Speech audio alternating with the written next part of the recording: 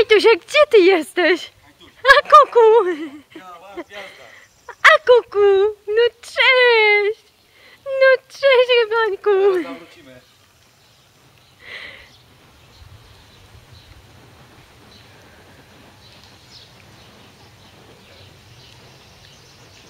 Uwaga, idziemy. Gdzie jest mama Kajtuś? Kajtuś! A kuku! A kuku! Gdzie ty tu jesteś? Cześć! Gdzie jesteś? Ja jeszcze ci chorągiewkę wstawimy. Gdzie jesteś, synku? A kuku!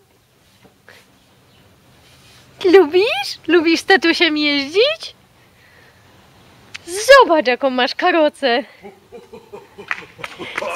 Zobacz, jaką będziemy mieli chorągiewkę tutaj.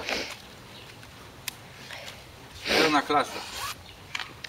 Mogliście sobie kupić taką białej gwiazdy naklejkę na samochód i przyczepić się z tyłu. Cieliński będzie zamawiał przesyłkę. Pa, pa! Jedziemy, Kajtuś? Chodź, jedziemy. Pa, pa!